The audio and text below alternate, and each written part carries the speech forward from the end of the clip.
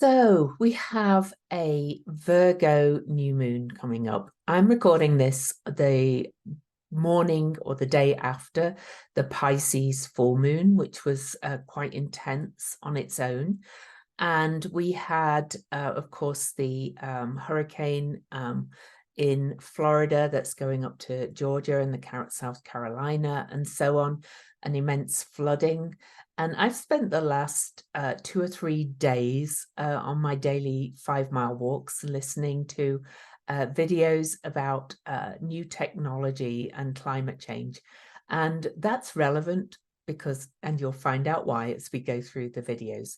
But before I dive into everything that we're talking about, I would like to ask you to subscribe to my video, to the channel, sorry, not the video. Give the video a thumbs up, scroll on by if you feel like giving a thumbs down, and leave me a comment. I do love to read your comments and I do respond usually. And if you feel so called, share the videos. So first of all, I did pull a card, but I want to talk about between now, August the 31st and September the 14th, when we have this Virgo new moon. So as I record this today, the planet Sedna is stationing retrograde at 0 Gemini. Sedna is really associated with major cycles of how we live as humans on this earth. The last time she was here was at the start of the Neolithic revolution, which was the new Stone Age. It's where people started to, settle and farm agriculturally and really kind of control the earth. And it's my belief that Sedna being back here is kind of telling us we're in this next big phase change in a major way. And that's why I've been watching all these videos, because there are technologies coming and changes coming, whether you want it or not. And this is not about climate change. This is just about what's happening out there. Anyway, I think it's as a result of the climate change, of what we need to do to mitigate it. But anyway, Sedna stationed direct on August the 31st. We've got Venus stationing direct on September the 3rd, yay, and then we've got Jupiter stationing retrograde in one of Venus's home signs of Taurus on September the 4th. Uranus stationed retrograde on August the 28th. So we've had a lot of change. And of course, we're in a Mercury retrograde, and I'll talk about that when we dive into the video. Where the Mercury stations direct the day after the new moon on September the 15th. So we'll have a look at that. I think that's all the things that are kind of happening between now and the new moon. But yes, all change. So I asked the cards, as I looked at the chart for the new moon, what the card's message was. And I pulled, this is from the Red Seeds Tarot by Linda Hill. It's available on Etsy in the UK. I absolutely love this deck. This is the 10 of Vessels, or 10 of Cups. And the central message of this card is I am love. And this is very relevant to the overall picture of where I see things are going towards this new moon. So I want to read you the quote in the book that came with the cards. So this is the book. Oh, you can't see it if I don't hold it in the right place. There you go. Linda Hill. It's based on the Eleusinian mysteries, which are to do with Demeter and Persephone, by the way. So you are water, I'm water. We're all water in different containers. That's why it's so easy to meet. Someday we'll evaporate together. And that was from Yoko Ono. Now, the soul journey for this card is deep gratitude pools within our hearts as we swim in the rivers of spiritual and emotional fulfillment. Divine love fills our soul and radiates out to all we meet. Our journey of awe, despair, and challenge has revealed so much about our true self. Only when we are able to love and connect to our true self can we fully offer love to others. Joy, peace, acceptance, and contentment herald our homecoming. We have completed a cycle and we celebrate. Life takes us to unexpected places. Love brings us home. All we need is love. Now, what does that have to do with Virgo new moon, you might say? Well, let's have a quick look at the chart and then I'll go and talk about where I see all of this going. But you might see this beautiful image behind me first. This is actually a painting by somebody called Christina Myfoshi. She's out of Cyprus and it's woman's hand painting. And the reason I picked this painting is because Virgo is really about practicality and being of divine service. And it's very much related to doing things with the hands, crafts, making things, carpentry, for example, knitting, sewing, all those kind of things, whatever kind of crafts you make, as long as it's more practical. And Virgo really is the most practical of signs. So I thought this picture was really appropriate, and it's also appropriate when we come to the symbols later on in the video. So watch this space. But a quick share of the chart. So the Virgo new moon is on Thursday, September the 14th at 9:39 p.m. Eastern. So for much of the world, it will actually be on September the 15th as well. So I think that's actually 2:39 a.m. Universal Time or London time. So you can work out your own time zone from that. So the full moon, new moon, the new moon in Virgo is going to be at 21 degrees, 58 minutes of Virgo. Now that's important, and I'll tell you why in a minute. So we're going to look at that, of course. Mercury is at 8 degrees and 3 minutes of Virgo, and will station direct on the 15th as well at exactly 8 degrees of Virgo. Now this is interesting because the full moon that was on August the 30th was at 7 degrees Virgo Pisces. Well, the moon was in Pisces and the sun was at 7 degrees of Virgo, so very close to this degree.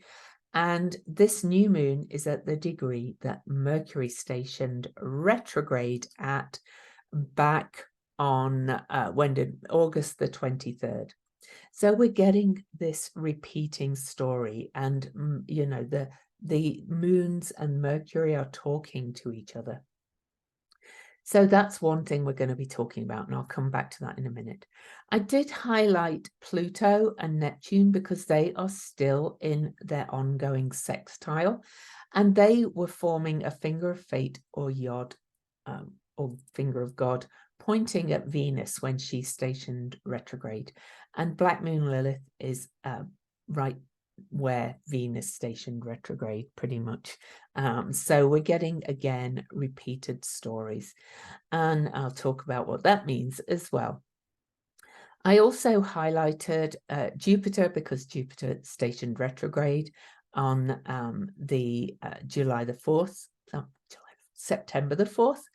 And that's a world point. And Venus, I forgot to highlight, stationed direct on September the 3rd, set at 12 degrees, 12 minutes of Leo. But she's still traveling with asteroid Juno and asteroid Hecate. And Juno, who is the queen of the gods, she was Zeus's wife, is square to Jupiter on this new moon. And that's important too. And then lastly, Uranus stationed retrograde on August the 28th and is in an almost exact trine to this new moon. So there's a lot to talk about here. But I did want to point out one thing, and I will be making a separate video for this as well.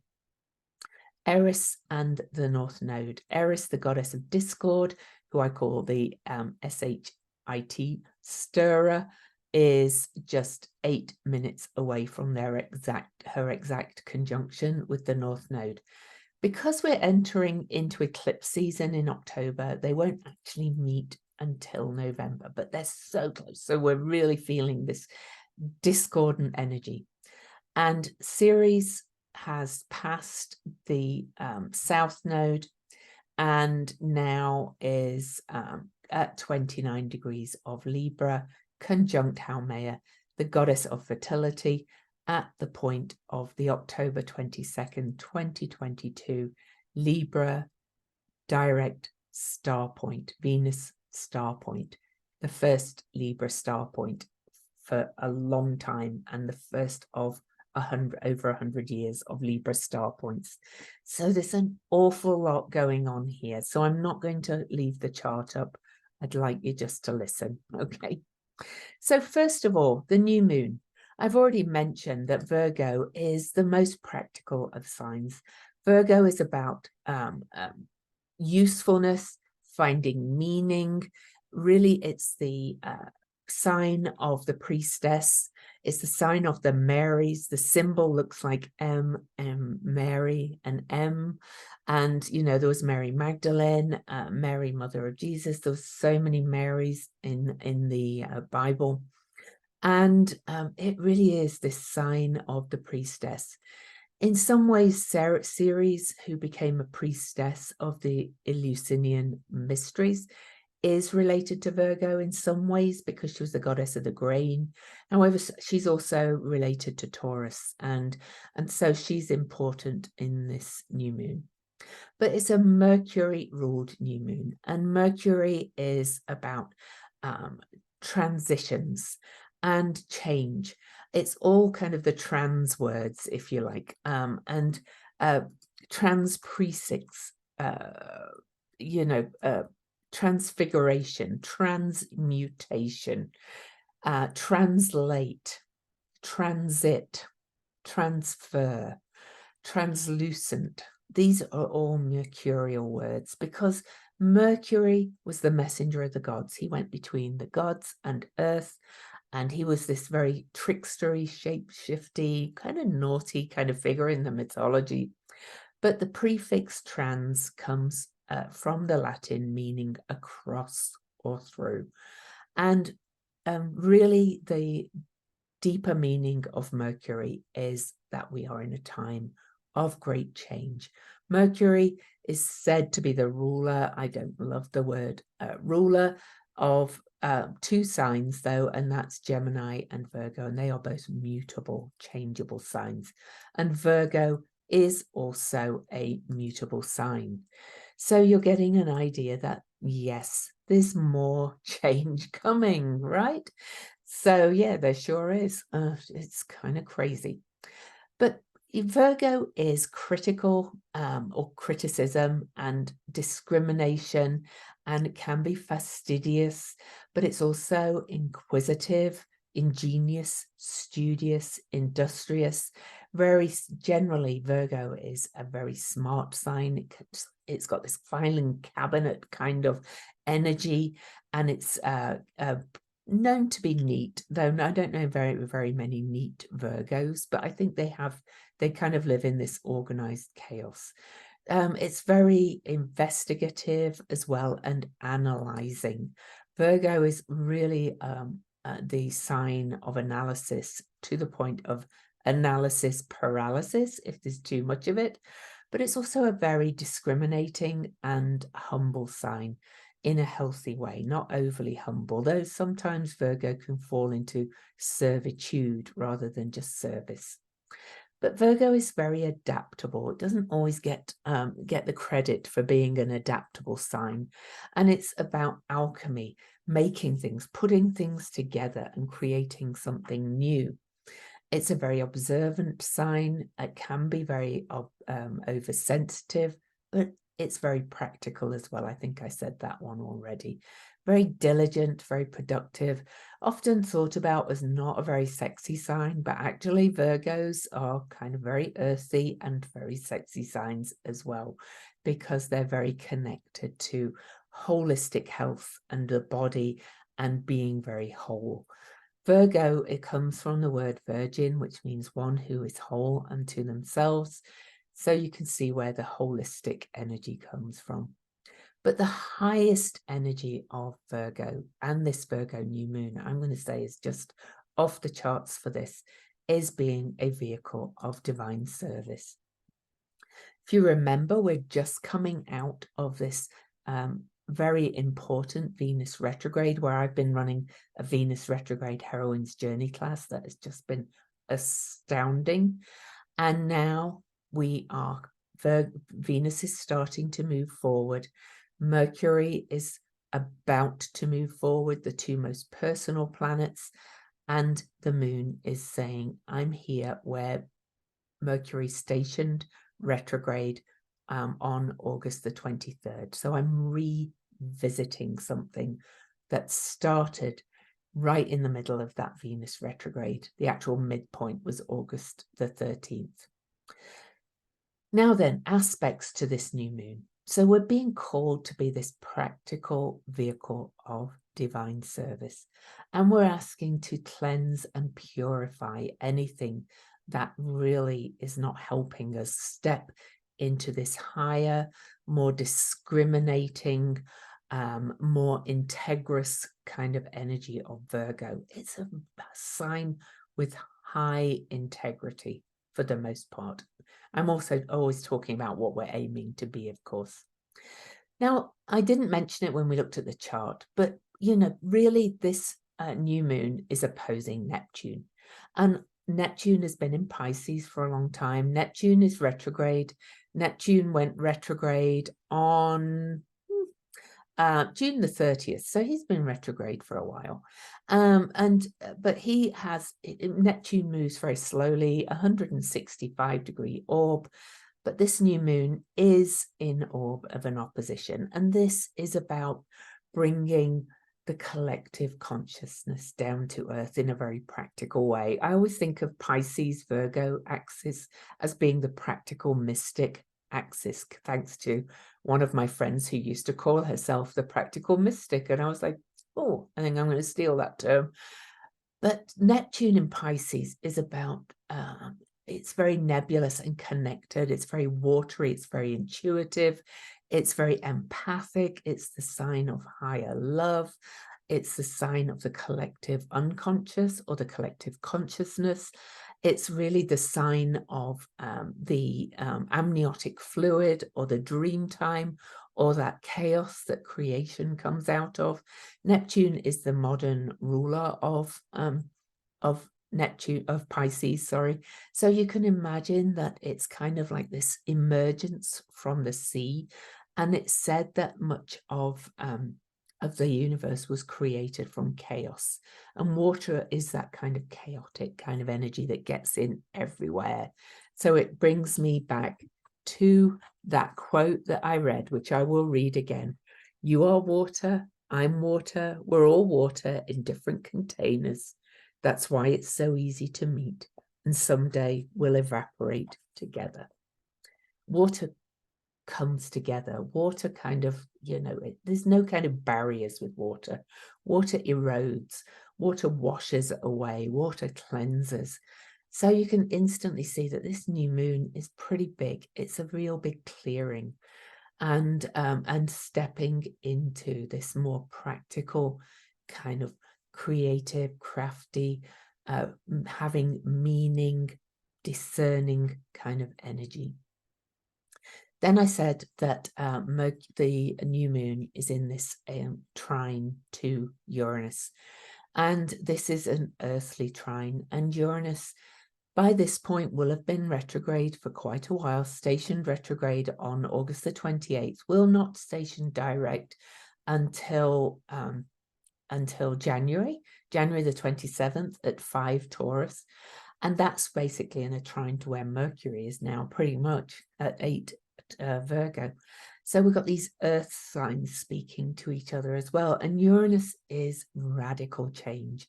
Uranus is innovation and invention and new ideas. And it's sometimes brought about by shocking events.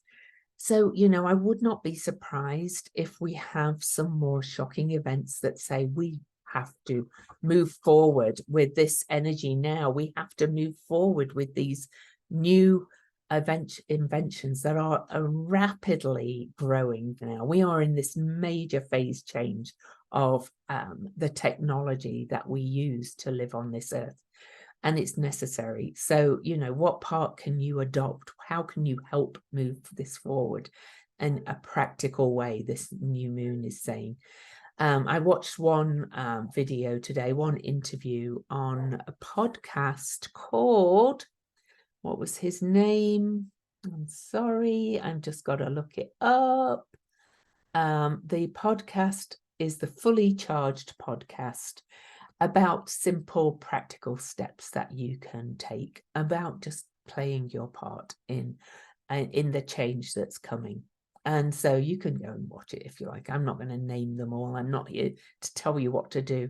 I'm only here to tell you what the astrology is telling me, and it's telling me we have to take practical action now to create the change with the ideas that have been coming through and coming through and coming through.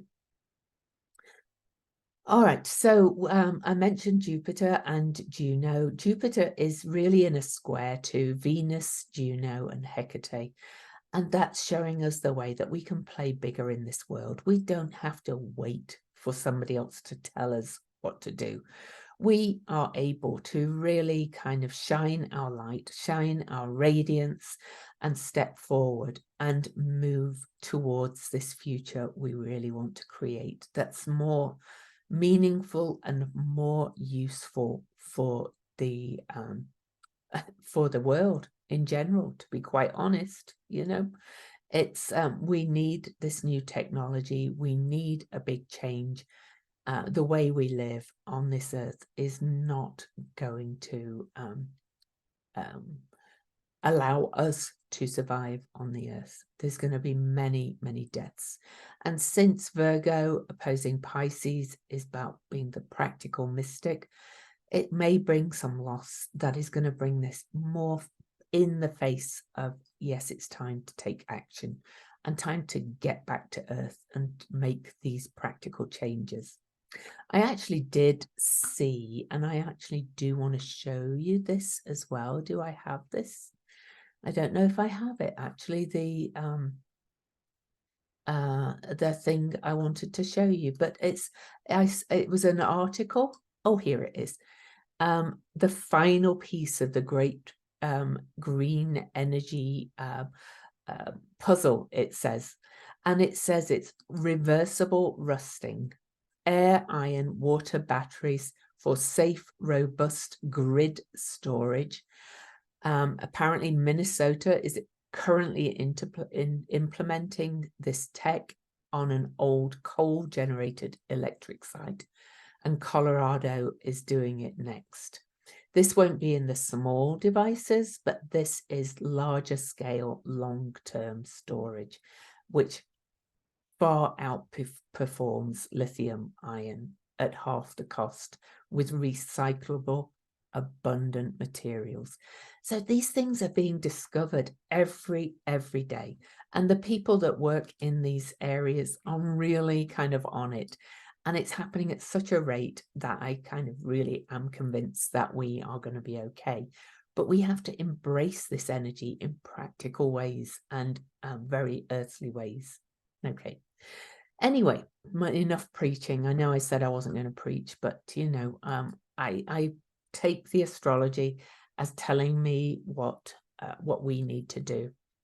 So to go to the other things I wanted to talk about, Sedna stationed retrograde today. She was last here at the end of the Paleolithic era and at the beginning of the Neolithic era, which is when we started farming the earth and controlling it and remaining static instead of moving around and being hunter-gatherers, and where we started using the soil over and over instead of soil being left fallow over time, which helps it regenerate.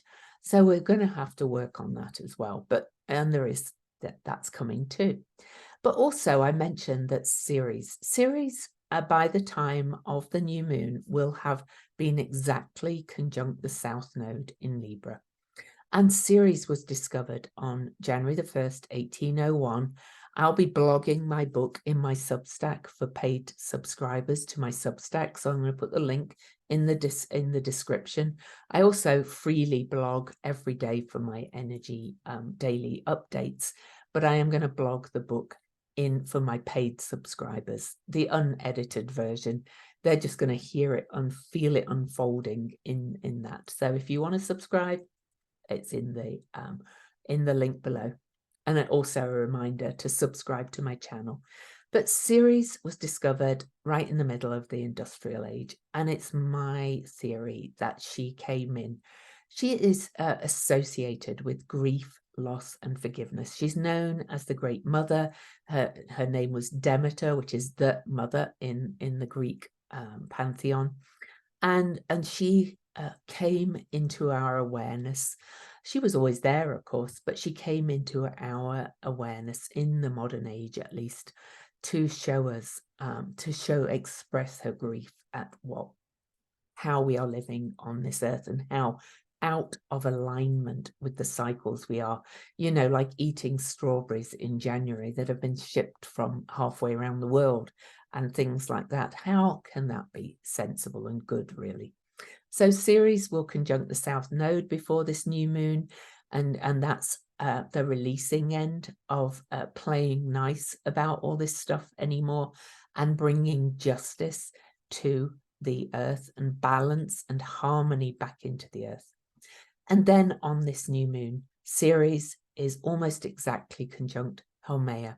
Haumea, the creation goddess of Hawaii. She was the mother of Pele. She was the original kind of creation goddess. She birthed from any part of her body, and she aged and then regenerated and renewed. She's the most amazing energy of renewal, rebirth, and regeneration. And Ceres is conjunct Haumea. So I think we're being told that we can do this. I always say, but I think as well that we are doing it. So I do have hope, but I also believe in taking the message from the astrology and doing my part in it and really starting to align with the cycles of life and death and nature and really starting to live by those more in a more aligned manner. And it could be as simple as, even if the store is selling strawberries in January, don't buy them, because, it's encouraging them. If people stop buying strawberries in January, maybe they'd stop shipping them in, for example.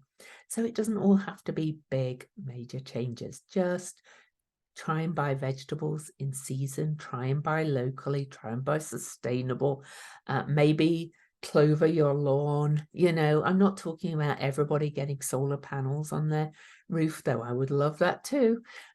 And I'm not talking about everybody getting electric vehicles, though I think that's happening, actually. I think, from what I've been reading and what I'm seeing as well, I think, new production of internal combustion engines will die out at some point to be overtaken by electric cars, because we seem to be on this massive up curve of that energy. And yes, I know they have their problems too. Nothing is perfect, but then there's going to be other new technologies too coming in. So not just for cars. I think there's going to be perhaps a point where we just click a button and a little driverless car pulls up and takes us to where we want to go, and we don't have to even own a car anymore. But anyway, I could dream. So then I think that's all about the astrology. I could go on and on. There's lots of things coming with this new moon. And I love the fact it's at 21 degrees and 58 minutes. So 5 and 8, the 58 is a 13. And we've got 3 and 13 there. And both of those are very creative numbers.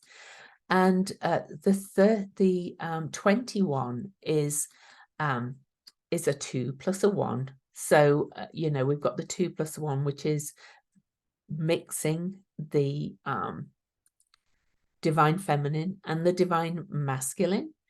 But 21 has a positive outlook on love, to bring me back to that card that we pulled, which is actually in the book, so I don't have to show it again. And it's the ability to achieve success through hard work, with knowledge, diligence, and that ability to be practical and create success. So it's a really great number, but it's also a number that's said to symbolize the entire universe. It's creative, it's dedicated, it's inspiring, it's enthusiastic, it's interested as well in ancient history, myths, philosophy, and issues of life and death, all the things that I've been talking about. But it's really a very strong number for moving forward in unison and for coming together. So, you know, come into that 21 of creation. 1 is the divine masculine, by the way. 2 is the divine feminine. But also in other energies, you know, number 1 is also making a 3, which is a very creative number as well. But number 1 is the number of new beginnings too, more importantly. It's creation, independence, uniqueness, motivation.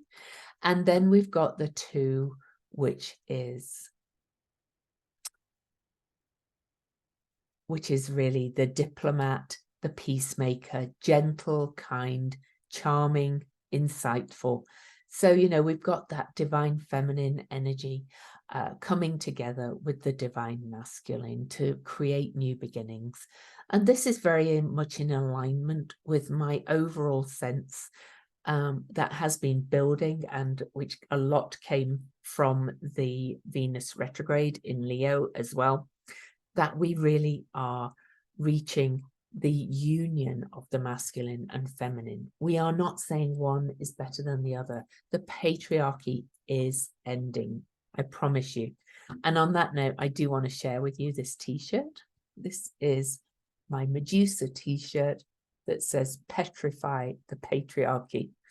Now, you could say it's going to scare the patriarchy, or you could say it's going to freeze it in time and say we're done with that, like petrified wood.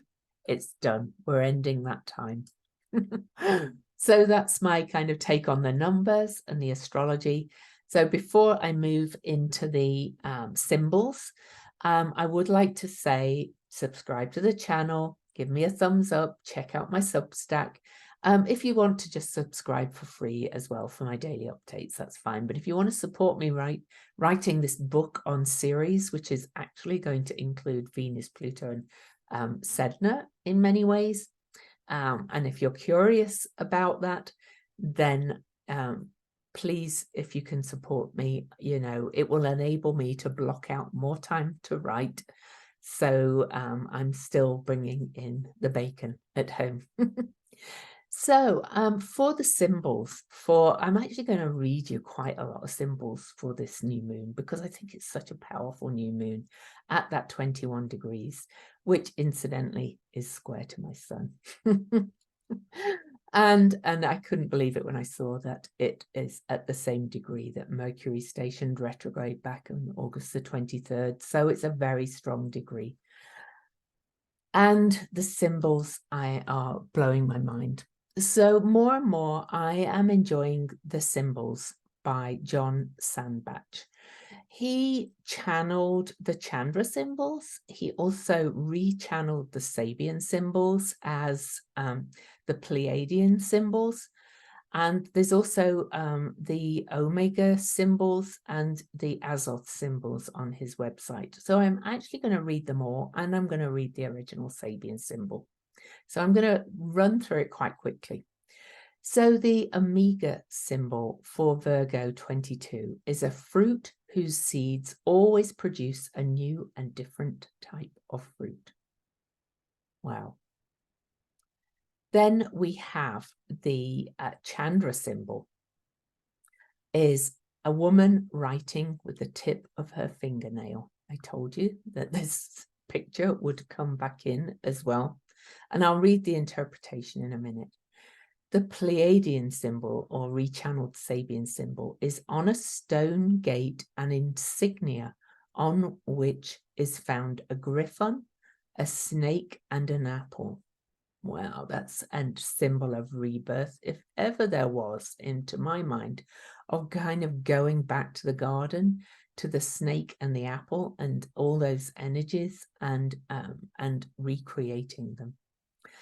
The Azoth symbol is bowls of nuts, fruits, and grain offered to the goddess. I think it's time to start saying a little prayer of gratitude for your food again, but to the goddess when you eat and as you cook, and thanking and gratitude for your bills and things like that. Gratitude for all the earthly presence that you have. And I will tell you, once I started being grateful for my bills, there was a huge shift in my life in terms of not just lots of money, but just general feelings of abundance, of always having enough. Anyway, let me read the interpretation. So you are highly aware that nothing is ever the same, that, as Heraclitis says, one can't step into the same stream twice. This means that you bring into this reality a sense of utter freshness that is always and instantaneously renewed. How liberating can this be to people? All you need to do is share yourself and your insights, and everyone is renewed. So I'm sharing my insights. And then a woman writing with the tip of her fingernail. No tool such as a pen or pencil stands between the self and the writing, meaning what is communicated is direct, as close to the self as possible. This degree is capable of great sincerity and self-expression that is vivid, pointed, and acute. There is a great ability here to make oneself heard, to make one's point. The only thing needed is to clear the self so that the point is undistorted by egotism or any other inner darkness. And it also kind of reminds me, that symbol, of the woman painting with the finger, of the painting of God and Adam, of the finger, only with the goddess. And I think there is actually a recreation of it with the goddess somewhere as well, but yeah, it just reminds me of that. So, you know, I'm going to be speaking more clearly here about my points. You know, I'm not going to play to, I'm speaking what I see. I pay attention to what comes my way, you know, like the podcast I listened to this morning. I didn't pick it. My YouTube rolled onto that video and I was like, oh, this sounds interesting. And, you know, these things are happening to me over and over again. It feels like, you know, at the moment we are being asked to speak what we are told to say more clearly. And that's very much about that Neptune opposition to this new moon, and also to do it as well and take action. So this original Sabian symbol, though, for Virgo 22, and then we'll be done, is a royal coat of arms. And I like jamesburgess.com now for interpretations. So he talks about the responsibility of high office. For there to be a noble lineage, each generation must throw up exemplars of the dignity of the community's highest sense of self, high-level responsibility. So his interpretation says, aristocracy in the political sense is the worldly reflection of the condition of an elevated soul. Kings were once the genuine spiritual leaders of their countries, and even today, royalty is accorded heightened respect, partly because of the sense of nobility and spiritual integrity that they are thought to carry. As we progress spiritually, we tend more and more to take on the burden of being an example to others. to conduct themselves with such integrity.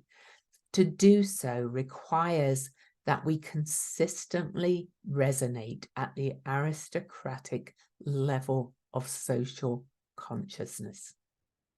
Now, I am going to copy these symbols and the text and the interpretation in the description below. And so you will have them to read, or you can search them. It's 22 Virgo.